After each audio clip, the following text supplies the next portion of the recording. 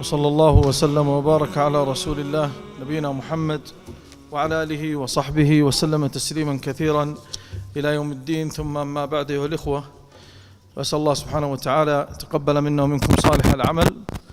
وهذه محاضرة بعنوان واعتصموا بحبل الله جميعا ولا تفرقوا. وقد رأى الإخوة أن لا تزيد عن 20 دقيقة تقريبا، فنسأل الله أن يسددنا وإياكم في القول والعمل. من الأصول العظيمة أيها الإخوة الكرام التي بني عليها الإسلام أمره بالجماعة والائتلاف، وذمه للفرقة والاختلاف. يقول الله تعالى في كتابه الكريم: واعتصموا بحبل الله جميعا ولا تفرقوا واذكروا نعمة الله عليكم إذ كنتم أعداء فألف بين قلوبكم فأصبحتم بنعمته إخوانا وكنتم على شفا حفرة من النار فأنقذكم منها. الآية. ترى لا يضر إن استمعنا الآن ثم أدينا السنة بعد ذلك، ما يمنع، لأن الوقت موسع ولله الحمد.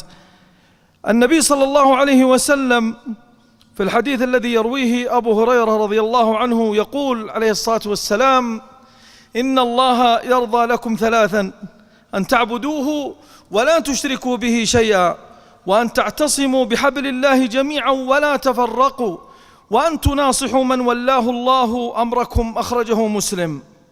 هذا الأصل من آكد الأصول في هذا الدين العظيم. يقول شيخ الإسلام ابن تيمية رحمه الله: وهذا الأصل، وتكلم كلاما طويلا إلى أن قال: مما عظمت به وصية النبي صلى الله عليه وسلم في مواطن عامة وخاصة. لذلك أمر الله ورسوله صلى الله عليه وسلم بكل ما يحفظ على المسلمين جماعتهم وألفتهم، ونهى عن كل ما يعكر صفو هذا الأمر العظيم. فكل خير يزيد في توثيق عرى هذا الأصل ويقويه مأمور به، وكل ذريعة لتوهينه وتضعيفه قد سدت. ومما ورد من الأدلة في ذلك أيها الإخوة في وجوب الجماعة وعدم الشذ والخروج عنها هذه الآية التي سمعناها. ذكر ابن جرير رحمه الله بأسانيده عن عبد الله بن مسعود رضي الله عنه أنه قال في قوله تعالى: واعتصموا بحبل الله جميعا، قال الجماعة. وذكر بأسانيده أقوالا أخرى في تفسير معنى حبل الله، منها القرآن ومنها الإخلاص لله وحده ومنها الإسلام. وذكر شيخ الإسلام عبد الرحمن بن سعدي رحمه الله في تفسيره لهذه الآية تفاصيل التقوى المتعلقة بالقلب والجوارح، وذكر أنها كثيرة جدا. ومما ورد في وجوب الجماعة وعدم الشذوذ عنها قوله عز وجل: فاتقوا الله وأصلحوا ذات بينكم. قال ابن السعدي رحمه الله: أصلحوا ما بينكم من التشاحن والتقاطع والتدابر بالتودد والتحاب والتواصل، فبذلك تجتمع كلمتكم ويزول ما يحصل من التخاصم والتشاجر والنزاع. الدليل الثالث قال الله تعالى: وأن هذا صراطي مستقيما فاتبعوه ولا تتبعوا السبل فتفرق بكم عن سبيله. قال ابن كثير رحمه الله قال عن أبي طلحة عن ابن عباس في قوله: ولا تتبعوا السبل فتفرق بكم عن سبيله، وفي قوله: أن أقيموا الدين ولا تتفرقوا فيه، ونحو هذا في القرآن قال: أمر الله المؤمنين بالجماعة ونهاهم عن الاختلاف والتفرقة، وأخبرهم أنه أهلك من كان قبلهم بالمراء والخصومات في دين الله. ونحو هذا قاله مجاهد وغير واحد في هذا في هذه الآية العظيمة. ومما ورد في سنة النبي صلى الله عليه وسلم عن أبي هريرة رضي الله عنه في الحديث الذي ذكرناه سابقا: إن الله يرضى لكم ثلاثا: أن تعبدوه ولا تشركوا به شيئا، وأن تعتصموا بحبل الله جميعا ولا تفرقوا، وأن تناصحوا من ولاه الله أمركم. يقول النووي رحمه الله: ولا تفرقوا، فهو أمر بلزوم الجماعة، جماعة المسلمين وتآلف بعضهم على بعض، وهذه إحدى قواعد الإسلام. ومما ورد في ذلك عن تميم الداري في صحيح مسلم، ما ورد عن تميم الداري رضي الله عنه قال عليه الصلاة والسلام: الدين النصيحة، الدين النصيحة، الدين النصيحة. قلنا: لمن يا رسول الله؟ قال: لله ولكتابه ولرسوله ولأئمة المسلمين وعامتهم. قال ابن رجب في كتابه في جامع العلوم والحكم في شرح هذا الحديث: وأما النصيحة لأئمة المسلمين فحب صلاحهم ورشدهم وعدلهم، وحب اجتماع الأمة عليهم وكراهية افتراق الأمة عليهم، والتدين بطاعتهم في طاعة الله، والبغض لمن رأى الخروج عليهم، وحب إعزازهم في طاعة الله عز وجل. ومما ورد من الأدلة أيضا حديث ابن عباس رضي الله عنه قال عليه الصلاة والسلام: إن الله لا يجمع أمتي على ضلالة، ويد الله مع الجماعة، ومن شذ إلى النار. رواه أبو داود والترمذي.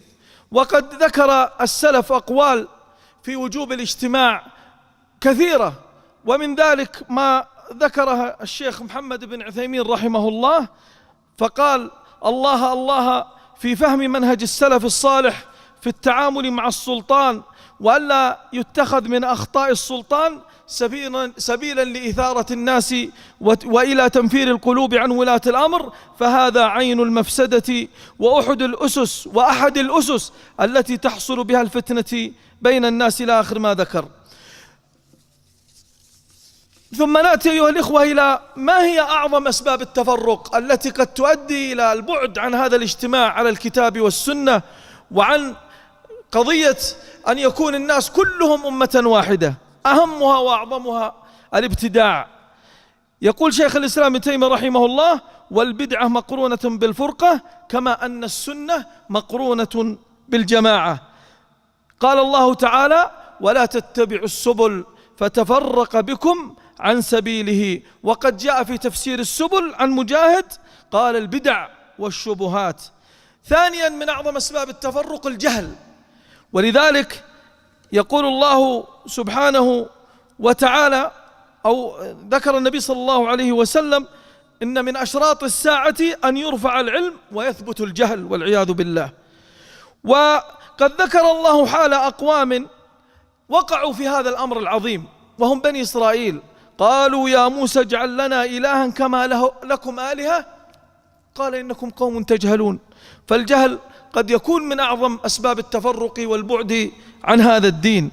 الثالث وهو مهم جدا من أسباب التفرق والبعد عن الجماعة، وهو اتباع الهوى. نعوذ بالله وإياكم من اتباع الهوى، لأن اتباع الهوى يضل الإنسان ويبعده عن الصراط السوي وعن الجماعة. رابعا ومن أسباب والعياذ بالله البعد عن الجماعة تحكيم العقل وتقديمه على النص. حينما يكون النص أمامنا واضح، والله يأمر بنص معين في أمر معين، فيأتي الإنسان فيقول: لا، ليش 5 صلوات مثلا في اليوم والليلة؟ تكفي 3 مثلا. يحكم العقل. ما تحكم العقل، هذا أمر مفروض. أو إنسان يتحدث: لماذا المرأة لا تكون مثل الرجل في كثير من الجوانب؟ هذا من الأخطاء العظيمة. الله سبحانه وتعالى جعل للرجل أمور يتميز بها عن المرأة، وللمرأة أمور تتميز بها عن الرجل، فلا يحكم العقل وإنما يحكم الشرع. ومن حكم العقل على الشرع ضل وأضل، والعياذ بالله. ومن الأمور التي تدعو إلى البعد عن الجماعة كذلك التقليد والتعصب. قال القرطبي: قال علماؤنا: وقوة ألفاظ هذه الآية تعطي إبطال التقليد. يعني قوله سبحانه وتعالى: وإذا قيل لهم اتبعوا ما أنزل الله قالوا بل نتبع ما ألفينا عليه آباءنا. قال الله أولو كان آباؤهم لا يعقلون شيئا ولا يهتدون. وهذه من الأمور التي يجب أن نقف عندها كثيرا، فإن بعض الناس قد يقع يصلي ويصوم ولديه من الخير الشيء الكثير، لكن حينما تأتي بعض الأمور الجاهلية القبلية المخالفة للكتاب والسنة فينسى هذا الأمر ويقع في هذا المحظور العظيم، ويحكم غير شرع الله عز وجل في الدماء أو في الديات أو في غيرها، فيقع في الفرقة وفي البعد عن الجماعة. ومنها أيها الإخوة من الأسباب التي تؤدي كما قلنا التقليد والتعصب، وهذا تحدثنا عنه. ونأتي الآن وباختصار شديد إلى ما هي المفاسد العظيمة التي تترتب على من ترك الجماعة. إذا تفرق الناس ماذا يحصل؟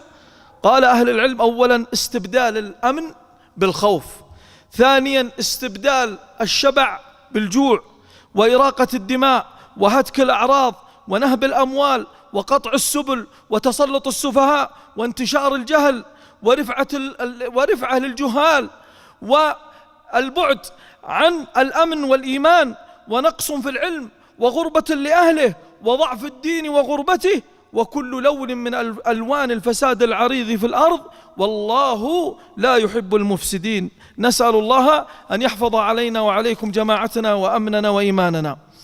وأخيرا أيها الإخوة، فما هي الطرق التي تعيننا على التمسك بإذن الله إلى لزوم الجماعة؟ أولا التمسك بالعقيدة الصحيحة، عقيدة السلف نبيه عليه الصلاة والسلام، فهم النبع الصافي لهذا الدين العظيم. ثالثها الإخلاص لله في كل عمل وتجريد المتابعة، إخلاص لله في كل أمر والمتابعة للنبي صلى الله عليه وسلم. قل إن كنتم تحبون الله فاتبعوني يحببكم الله ويغفر لكم، الآية. ومنها طلب العلم الشرعي والتفقه في دين الله، يتفقه الإنسان، يسمع، يقرأ، يحضر مجالس العلم، فإذا تفقه الإنسان زاد ذلك من إيمانه ومن حرصه على الاجتماع والجماعة وبعده عن الفرقة والاختلاف. هذه أيها الإخوة باختصار كلام عظيم، كل سطر يحتاج إلى أن نقف معه وقفات عظيمة، لكن الوقت حدد بهذه الآلية. وفي ختام هذا الأمر وفي ختام هذه الكلمة فإني أدعو نفسي وإخواني إلى نبذ جميع الأمور والمشاكل الحاصلة الآن بين الجماعات وبين الأقارب وبين الأسر وبين الجيران، وأن نكون صفا واحدا، وأن نسعى نحن كذلك.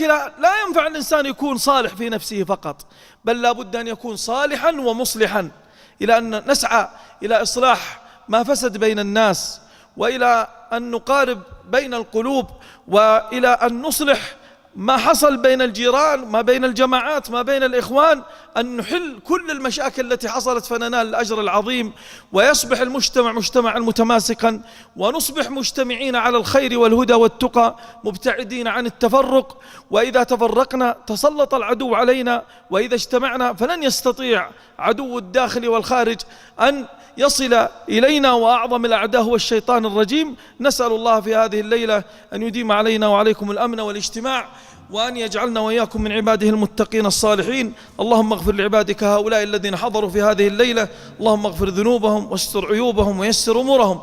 اللهم كل منهم جلس في هذا المكان يريد ما عندك يا رب العالمين، اللهم كما حضروا وجلسوا واستمعوا، اللهم فاجمعهم في مثل هذا المجلس في الفردوس الأعلى في الجنة. ومن صلح من آبائهم وأمهاتهم وأزواجهم اجمعهم بهم جميعا يا رب العالمين. اللهم اغفر ذنوبهم واستر عيوبهم ويسر أمورهم.